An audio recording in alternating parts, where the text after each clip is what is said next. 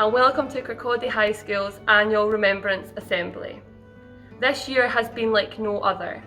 Lockdowns, government announcements, and different restrictions placed upon our lives. But one thing has remained untouched: the importance of remembrance. COVID-19 has taught us all many life lessons. It has taught us not to take things for granted, the importance of our loved ones in times of crisis, but most importantly, it has taught us that to get through tough times, we must all come together and stand in solidarity.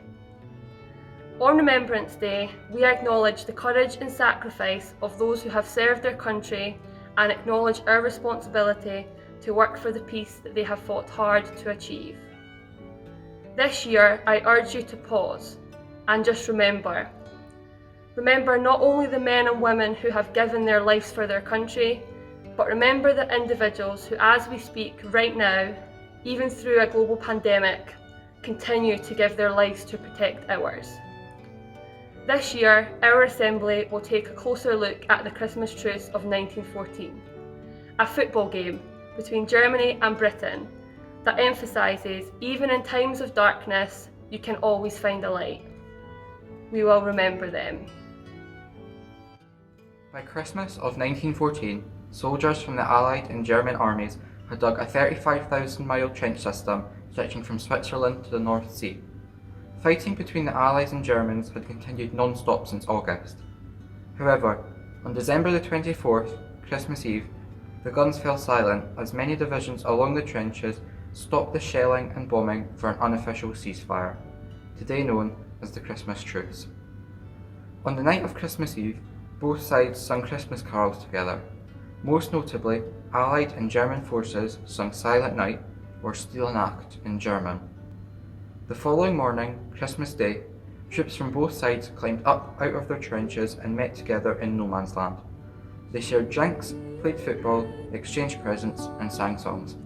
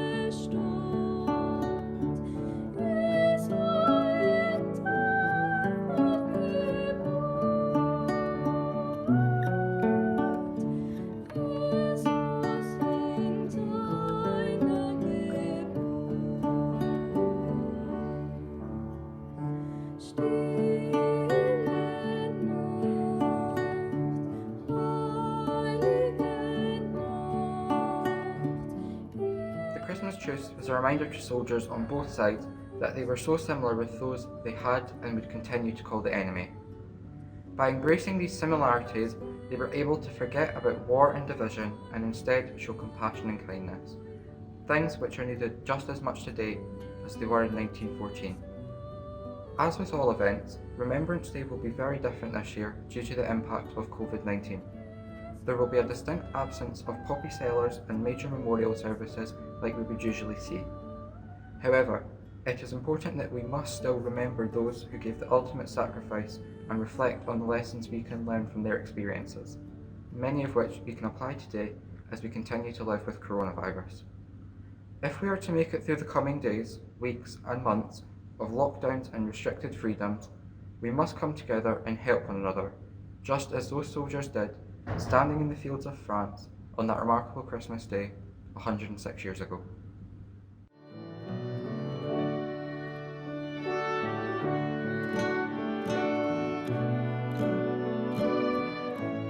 James Burton Gibson was born and educated in Kirkcaldy.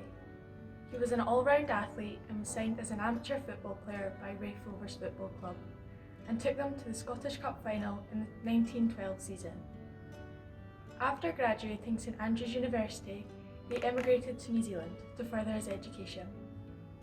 Later, he enlisted in the New Zealand Expeditionary Force, and on the 17th of April 1915, he was sent to Dardanelles, Turkey. He was awarded the Victory Medal, the British War Medal, and the 1914-15 Star. On the 15th of September 1915, at the age of 26, James died from wounds at sea. He has no known grave, but is commemorated on St Andrew's Roll of Honour, the West End Congregational Church plaque, and on the Auckland War Memorial. Second Lieutenant David Dickie Howie was born on the 12th of May 1888 in Rosebery Temple, Midlothian, but moved to live in Kinghorn, Fife. David attended the high school to excel in his love of sport, especially rugby. After David had left school, he continued to play rugby for Kirkcaldy Rugby Club and proceeded to play for Scotland, along with his half-brother on 7 occasions, between 1912 and 1913, although David's dad did not approve of this passion. David was commissioned into the Royal Field Artillery and he was sadly contracted a tropical disease and evacuated to a hospital in Cairo, Egypt. David was awarded the Victory Medal and the British War Medal. David Dickie Howie died on the 19th of January 1916 of malaria. He was buried in grave number D267 in Cairo War Memorial. I am glad that we have been able to put together this virtual remembrance assembly for you this year. At 11 a.m, the school will fall silent for 2 minutes in order to pay our respects to the fallen.